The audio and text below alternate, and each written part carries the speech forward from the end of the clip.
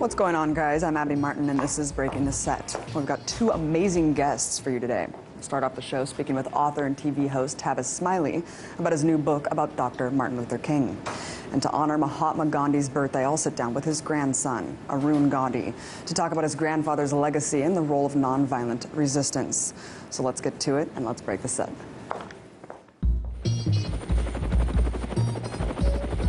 Speculation has been replacing hard fact. Terrorists don't read Twitter. Who's right and who's wrong? It was a terrible thing to say, period. The mistake entirely on me. What we need is to question more and to keep it uncensored, real and raw. These words are hard hitting, you're watching your neck, but you need to tune in because we're breaking the set. I have a dream. For most Americans, these four words make up the only thing they know about Dr. Martin Luther King Jr. But of course, throughout his life, King gave hundreds of speeches on topics ranging from the dangers of escalating war in Vietnam to mass commercialization. And it's this far more radical side of King that's been whitewashed and backpaged in U.S. history books. Because while King finally received the respect he deserved in death, during his life he was attacked, threatened, and marginalized from the black and white community alike. It's a topic my next guest explores in amazing depth and clarity in his new book, Death of a King, the real story of Dr. Martin Luther King Jr.'s final year. Joining me now to discuss is author and award-winning television host, Tavis Smiley. I can't speak today. Thank you so much for coming on, Tavis. You're doing fine. Good to be on with you. Thanks for the opportunity. So let's first talk about why you chose to focus on just that final year in his life instead of a more comprehensive history. King has three principal biographers, Taylor Branch, David Garrow, and Claiborne Carson, and they've done the heavy lifting when it comes to bringing us the texture of the life and legacy of Dr. King. But no one until this book has looked at just the last year in his life, literally April 4, 1967, when he comes out against the war in Vietnam with a powerful and controversial speech called Beyond Vietnam. That's April 4th, 1967. He's dead, literally assassinated 1 year to the day later, April 4, 1968. And no one's ever looked at just this last year, what happens to King, and how everybody and everything in America literally turns against him when he comes out against the war. And so if you don't know Dr. King in the dark and difficult days of his journey and how he navigated being sort of irrelevant and persona non grata, then you really respectfully don't know Dr. King as yet. And it seems like he's the perfect example of someone who is willing to work with the establishment up to a certain point, or the establishment willing to work with him, rather, but only if he spoke out on issues it deemed acceptable. Talk about the deep frictions at the end of his life that existed between him and the various communities that once celebrated him. Indeed. I mean, King was basically being told by white America, we've given you license, Negro, to talk about civil rights, but we've not asked your opinion on foreign policy. We've not asked your opinion on how to spend federal budget dollars. And King moved outside of that lane of just talking about civil rights to talking about human rights more broadly. And King is saying to Lyndon Johnson, who he has heretofore worked with, to your point, they worked together on passing the Voting Rights Act and the Civil Rights Act, perhaps the two most important pieces of legislation ever in the 20th century in this country. But King is saying to Lyndon Johnson on the war question that war is the enemy of the poor, that the bombs you're dropping in Vietnam are landing in the ghettos and barrios of America's cities. King is saying that budgets are moral documents, and the money that we're wasting in Vietnam ought to be spent to eradicate poverty here at home. King is saying to President Johnson that you called for a war on poverty, but now you're engaged on a war in Vietnam, and King couldn't juxtapose those two realities. And so he comes out against the war in Vietnam, and Lyndon Johnson and the White House obviously turned against him.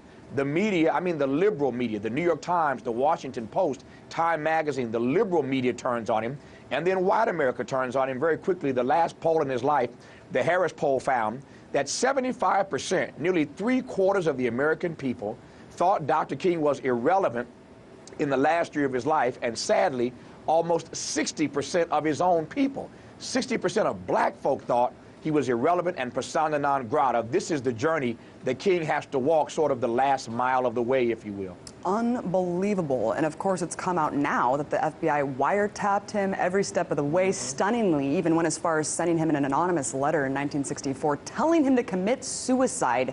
Why was the government so afraid of this man? This was psychological warfare at its worst or at its best when they sent, to your point, a letter to King encouraging him to kill himself. We're going to get you. It's all over. You're not going to get out of this alive, so you might as well just kill yourself. They sent letters to his home, letters and packages that his wife, Coretta Scott King, opened that brought her a great deal of pain and suffering.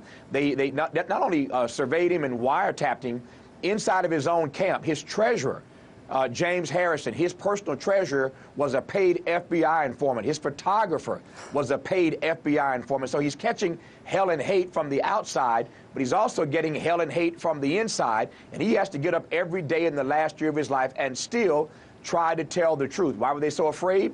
That's a very good question. At one point, J. Edgar Hoover and the FBI listed Dr. King as the most dangerous man in America. Now listen to that. King is the most dangerous man in all of America. I ask your audience, how can you be the most dangerous man in the entire nation when the only weapon that you're using is love? Think about that. It's a very, very profound question there. I would say Kissinger, but I guess they thought MLK was the biggest threat. You know, what was the most controversial thing he did during his life that few people know about? I think was giving this speech. When he comes out against the war in Vietnam, it's not just coming out against the war. Martin King goes to the Riverside Church in New York City, and in this speech Beyond Vietnam, which you can find online, King calls America, his country, the greatest purveyor of violence in the world today. The greatest purveyor of violence in the world. Now imagine, this is a black man. We're talking Dr. King, of course, but he's still a black man. This is the 60s. He's already been called a communist time and time again. He stands up now at the height of the Vietnam War and says, you, America, you are the greatest purveyor of violence in the world today.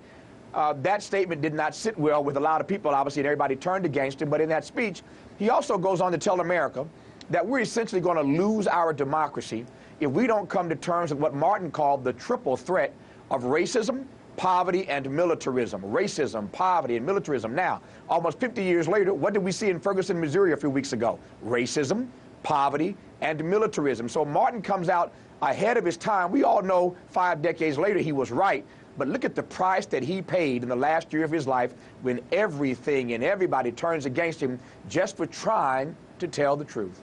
Unbelievable. Yeah, he really did have an extraordinary grasp on the structural violence that we're dealing with today. Let's talk about his last sermon that he was supposed to give before he was killed. What was that about? Yeah, this is going to be, I warn the audience, this is going to be a tough answer for you to handle, but I'm going to give it to you anyway, and it's in the book, Death of a King. But King is assassinated on Thursday night. It's a Thursday night in Memphis, where he's, of course, there to work and march with the sanitation workers. So he's working really aggressively on what he calls the Poor People's Campaign. That's the last project of his life, the Poor People's Campaign.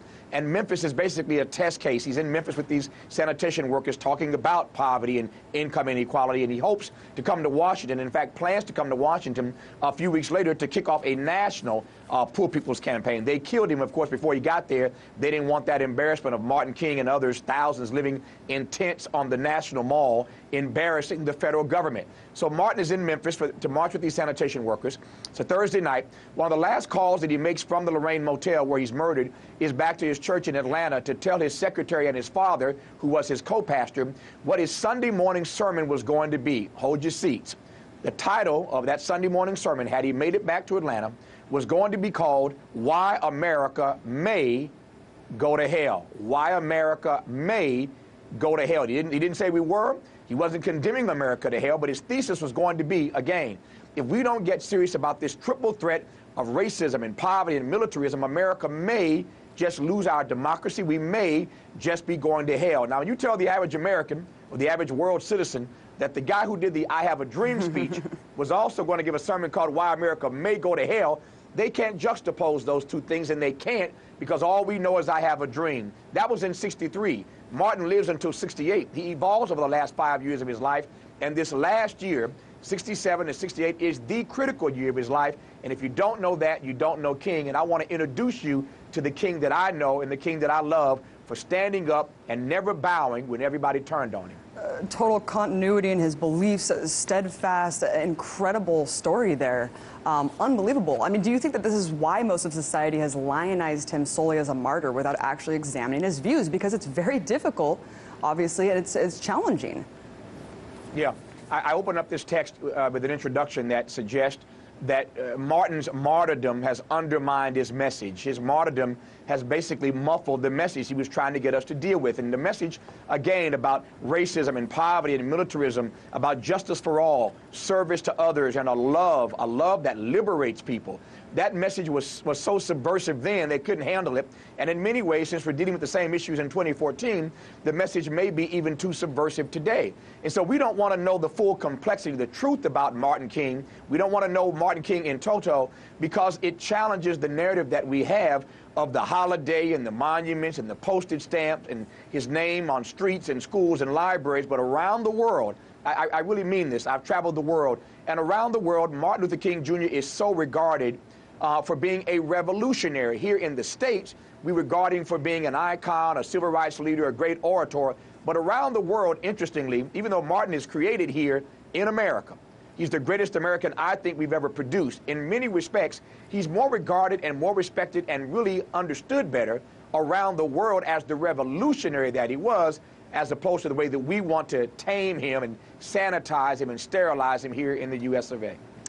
I wanted to read a quick stat about minority distrust in mainstream media. I know that you've worked in television for a long time. According to the Media Insight Project recently, 2/3 of Hispanics and 3/4 African Americans distrust the way mainstream media represents them. Would you say that this is embedded, that racism is embedded? And I kind of wanted to bring it back to King.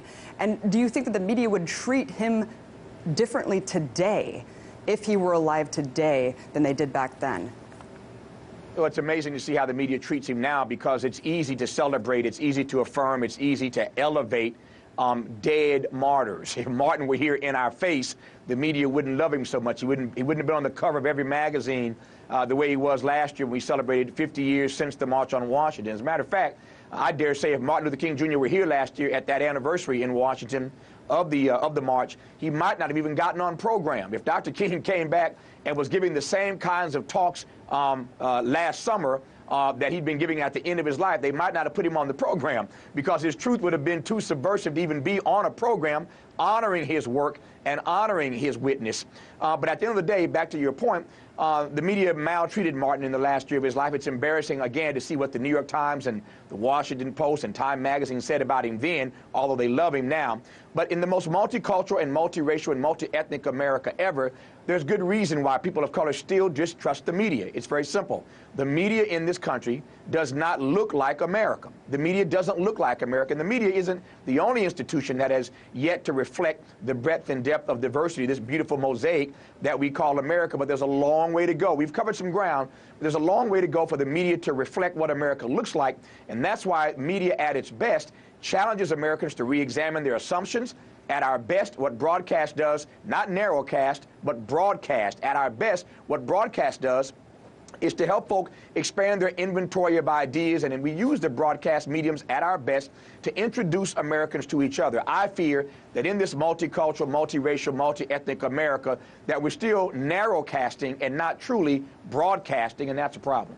I couldn't agree more on that point. And you mentioned Ferguson earlier, kind of all the things that Dr. King warned us about coming to fruition right on the ground. Of course, there's ongoing protests. Voter registration has also skyrocketed since the killing of Michael Brown. But Tavis, why do we need tragedies like these to take action in the streets? Powerful, powerful question, and I don't know the answer to that, except for the fact that in some ways Americans have become so cynical and as a result so apathetic that it takes something extreme to really jolt us into action. I don't have any room for cynicism. I'm okay with skepticism. Nothing wrong with being skeptical. People know that our government in many ways is dysfunctional and they need to be challenged and our leaders need to be held accountable. So skepticism is one thing. Cynicism is another, and I can't abide cynicism, because what cynicism basically does is it leads to apathy. And I tell folk all the time, you must never, ever, ever surrender your agency to be outraged. You must never surrender your agency to be outraged. When you become apathetic and nothing outrages you, you don't find anything that you ought to assign yourself to trying to fix and trying to remedy, then you might as well be dead. I mean, Dr. King said all the time that we have no control over when we die or where we die or how we die. The only thing we have control over is what we die for. And it's not so much about living a long life, but how well the life you live is regarded by others who can find some love and some service in the renderings of your life every day. So I just hope that more Americans will try to be more king-like. And by that I mean not taking a bullet to the head, but loving people and serving people and dedicating themselves to what I regard as the legacy of Dr. King: justice for all, service to others, and a love that liberates people. And by love, very quickly, all I mean is this. Love just means that everybody is worthy. All life has equal and precious value just because. Not because of your last name, not because of where you went to school, how much money you make, what kind of car you drive, what neighborhood you live in, what color your skin is, what gender you are. Everybody is equally worthy just because. And because Martin believed that we were all worthy just because, he dedicated his life to loving and serving other people. If we could ever take that definition of love and operationalize it, implementize it in our public policy, that everybody is worthy just because, it would fundamentally change the way this country works. Unbelievable. Thank you so much for the incredible insight and for writing this awesome book. Thanks so much. Tavis Smiley, really appreciate it. Good to have you on. Thank you. Coming up, I'll speak with the grandson of Mahatma Gandhi. Stay tuned. You know that guy who wishes someone would spy on him? How about the woman who enjoys being lied to by her government? This citizen can't get enough congressional inaction, and this taxpayer wants the mainstream media to be more corporatized. While this person would rather eat genetically modified food, this one thinks our prisons are not crowded enough. And what do these people have in common? They don't exist. Let's get something straight. John F. O'Donnell will do anything to piss off corporate vampires. Sam Sachs used to work on the Hill. Now he can smell a lobbyist from a mile away. Yeah, have a nice one. And I'm Lee Camp. I came here to throw truth in the faces of the powerful, because the truth is irresistible. Well, not to everyone.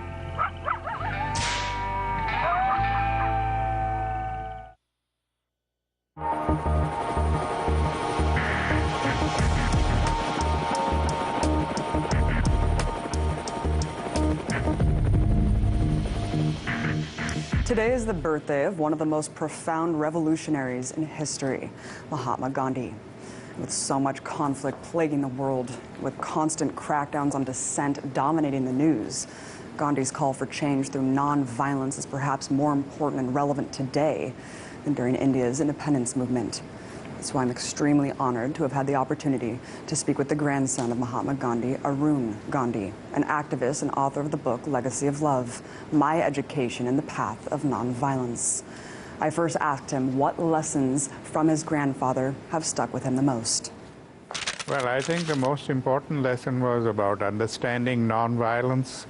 I find today most people, when they talk about nonviolence, they are only concerned about absence of physical violence. What my grandfather taught me was that we commit a lot of non-physical violence, which he described as passive violence, in the form of oppression, suppression, economic, political, social, cultural, religious exploitation, and all of these things where we don't use any physical force, and yet we oppress and hurt people. And that passive violence is the fuel that fires physical violence. So logically, if we want to put out the fire of physical violence, we have to cut off the fuel supply. And since the fuel supply comes from each one of us, we have to become the change that we wish to see in the world. And that, I think, is a very important thing for all of us to understand, because it's not just the physical violence that we should be concerned about, but all the other non-physical violence also. Absolutely, that structural violence that's bred in the system that we live in, Arun. Your grandfather once declared support to the British war effort, it even proposed an armed volunteer unit as a young man. What was that catalyst in his life to pursue that path of nonviolence? Well, he started it in South Africa when he personally suffered prejudice because of the color of his skin, and he was thrown off the train, and that was the moment of change in his life. he reflected on that episode and he wanted justice, and he realized that fighting for justice is not going to get anything at all. And so he discovered peaceful ways of getting justice, and that became the catalyst for a change. And over the years, it kept evolving and growing and becoming clearer to him. And, you know, if you look at his initial thing, like you mentioned, in World War I, he supported the British effort, and he was also, you know, recruiting people for the war. And yet it went against his philosophy of nonviolence. But after that, he realized that, you know, it's not just the physical violence, but we need to be concerned about the non-physical violence also, the structural and the other passive violence that we experience. And your grandfather's tactics of satyagraha, of nonviolence, resulted in revolution, one of the few that we can point to of successful change through nonviolent means. Why do you think it's been so difficult for others to mimic that today? I think it is difficult because they don't really understand nonviolence. They think as long as they are not showing any, or not, you know, physically beating up anybody, they are nonviolent. But there is a tremendous amount of hate and anger even in a nonviolent struggle. And if you have that hate and anger in you, you cannot really practice nonviolence sufficiently. So, you know, in Gandhi, in all of his struggles, he always stopped people from referring to anybody as enemies. When he was fighting for India's independence, he said, the British are not our enemies. They are our friends, and we have to change their thinking. And so it was, you know, always free of hate, free of anger. And that is how, when we eventually parted with the British, we parted as friends. So one has to understand nonviolence thoroughly before you can practice it effectively. Beautiful. And of course, Obama won a Nobel Peace Prize in 2009 merely for being elected. Your grandfather never won, even after his death. I mean, what message do you think that sends about the difficulty of achieving recognition for true activism? Well, I think his Nobel Prize comes from the fact that so many people after him have taken his philosophy and made a difference in the world. And I think that speaks louder than getting a prize and some money. So I don't regret that he didn't get it, and I'm sure he wouldn't regret it either, because he never did anything for a prize or for recognition. He just did because he believed that it was the right thing to do. Absolutely. Your grandfather also supported the state of Israel, spoke out against the persecution of Jews, of course, after World War II. But he said the only way they could coexist in Palestine is if they, quote, convert the Arab heart. Where did this go wrong, and what do you think needs to be done to bring peace to this tumultuous region today? I think in all of the, you know, we have created this whole culture of violence, and everybody from politicians, religious leaders, business leaders, everybody, you know, our whole concept of leadership is top-down leadership. The top leaders are the herdsmen, and the people must act like sheep, and they must be herded wherever the leaders want them. And that's not how we must function in modern times. People must have a say in what is, and not, I don't mean say in the sense of going and voting once in 4 years or 5 years, but they should be actively involved in their destiny. And, you know, this whole concept of culture of violence, where we control people through fear and make them do what they have to do, I think that is a very wrong thing. And speaking of kind of that cult of personality, let's shift to India today, where the new Prime Minister Narendra Modi is being celebrated across the media. He's invoked your grandfather's name several times to bolster his policies. How do you think his vision of India differs from your grandfather's? Well, I think the basic difference between the two visions is that grandfather believed in a secular India where he believed that Christians, Muslims, Buddhists, and everybody who exists in India have a right to being in India as much as anybody else. But what Narendra Modi and his party are trying to do is to make India a Hindu state, because Hindus are in a majority, and they want to make the other smaller minority religions into second-class citizens, or even push them out of the country, as they are trying to do with the Muslims. You know, they're trying to push them out into Pakistan and making it very difficult for them to live in India. Now, you know, while he was here just last week in his own state, where he was responsible for the deaths of thousands of people in a few years ago, again last week they had communal riots in the city of Baroda, but that was suppressed. The news was suppressed because they didn't want to embarrass him. And, you know, this kind of thing still goes on, and his own party is responsible for it. And although, you know, he got off when the Supreme Court cleared his name there, he does still have that moral responsibility, because he was the head of that state at the time, and if he could not control his police and his officials and stop this kind of a rampage that took place there, then he's not an effective leader. Exactly, and we have about 30 seconds left, but what is your advice to activists today, given the militarized crackdowns we're seeing against dissent across the world?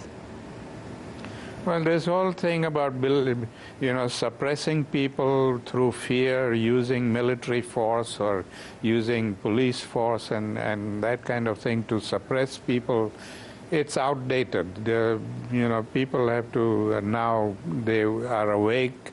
They want, now, just as in Hong Kong, the young people are fed up with the system, and they want a difference. Thank you so much for your incredible insight, Arun Gandhi, grandson Mahatma Gandhi. Really appreciate you coming on.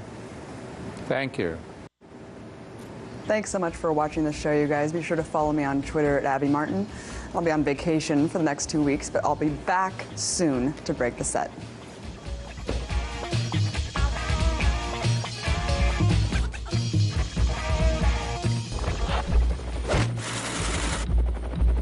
Yeah, I take no prisoners, you call it aggressive, but all I see is lies coming out in your message. I keep it audacious, speaking the facts. We break the paradigm with truth intact. The people don't need to be fed propaganda, spoon-fed fabrications and slander. Has been replacing hard fact. Terrorists don't read Twitter. Who's right and who's wrong? It was a terrible thing to say, period.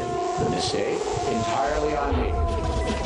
What we need is to question more and to keep it uncensored, real and raw. These words are hard hitting, you're watching your neck, but you need to tune in, because we're being said.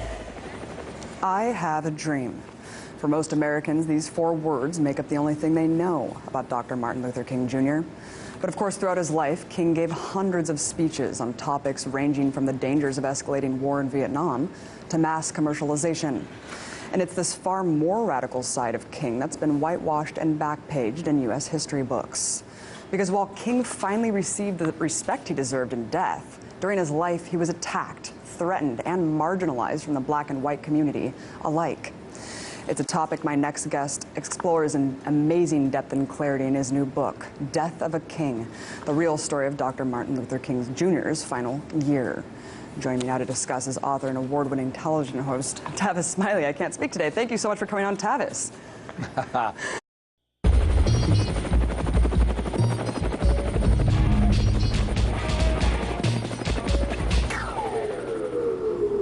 What's going on, guys? I'm Abby Martin, and this is Breaking the Set. We've got 2 amazing guests for you today. We'll start off the show speaking with author and TV host Tavis Smiley about his new book about Dr. Martin Luther King. And to honor Mahatma Gandhi's birthday, I'll sit down with his grandson, Arun Gandhi, to talk about his grandfather's legacy and the role of nonviolent resistance. So let's get to it, and let's break the set.